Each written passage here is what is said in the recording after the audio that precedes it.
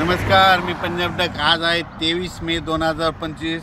मी जात आहे गंगापूरकडं आणि या ठिकाणून समृद्धी हायवेवर अंदाज देणार आहे. राज्यातल्या सर्व शेतकऱ्याला सांगू इच्छितो की आज आहे 23 मे.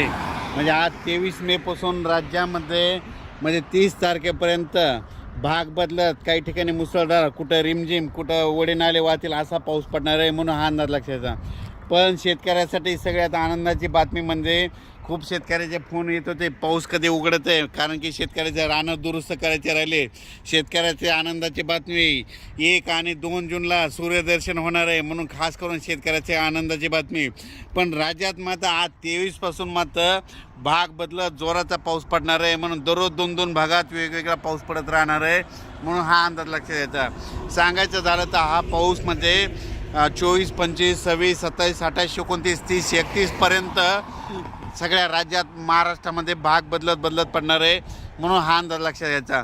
मात्र 1, 2, 3 तारखेला राज्यात सूर्यदर्शन होणार आहे, म्हणून ही खास करून शेतकऱ्याची आनंदाची बातमी. संत्र उत्पादकांचे फोन आले की म्हणजे आम्हाला ताण द्यायचा आहे आणि हे पाऊस कधी उडेल, तर त्यांच्यासाठी सांगू इच्छितो 1, 2, 3 तारखेला सूर्यदर्शन होणार आहे, म्हणून खास करून त्यांनी अंदाज लक्षात घ्यावा. आणि राज्यातल्या सर्व शेतकऱ्याला सांगू इच्छितो की उघडल्याच्या नंतर तुम्ही तुमचे शेतं रोटावेटर, कल्टिवेटर करून आपण आपली शेतं तयारीत ठेवा, कारण की राज्यात परत मान्सूनचा पाऊस कधी येणार आहे त्याचा मी व्हिडिओ नंतर देणार आहे.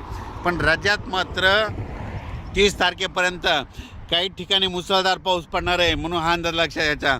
आणि त्या मुसळधार पाऊस जिथं पडणार आहे तुम्हाला एक सांगू इच्छितो की तो पाऊस सगळ्यात मुसळधार पडणार आहे मुंबईकडं पडणार आहे. म्हणजे मुंबईच्या सर्व जनतेने सतर्क राहण्याचे लक्षात घ्यायचं.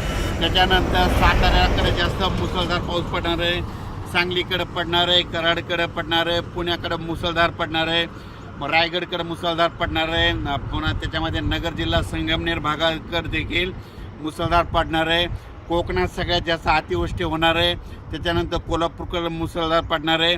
सातारा त्या कोकणपट्टीमध्ये अति मुसळधार पाऊस पडणार आहे, म्हणून हा लक्ष.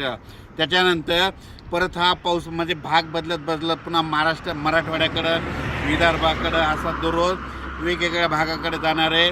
पण सगळीकडे 2-2 दिवस मात्र हजेरी लावणार आहे, म्हणून हा अंदाज लक्षात घ्यायचा. ज्या ठिकाणी जास्त पाऊस पडला नाही तिथं रिमझिम पाऊस पडणार आहे, कुठं निस्ते थेंबच येणार आहे, म्हणून हा अंदाज लक्षात घ्यायचा. या पावसामध्ये विजेचं प्रमाण जास्त आहे, वाऱ्याचं प्रमाण जास्त आहे. माझी सगळ्याला विनंती, विजा कडकडत असताना आपली पाळीव प्राणी झाडाखाली बांधू नका आणि तुम्ही देखील झाडाचा निवारा घेऊ नका. अचानक वातावरणात बदल झाला तर लगेच एक मेसेज दिला जाईल.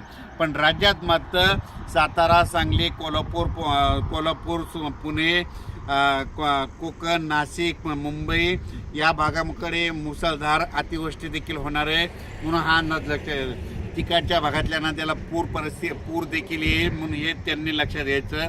आणि अचानक वातावरणात बदल झाला तर लगेच उद्या 24 तारखेला परत एक मेसेज दिला जाईल. धन्यवाद. हे अंदाज लासूरकडे जात असताना दिलेला आहे समृद्धी हायवे.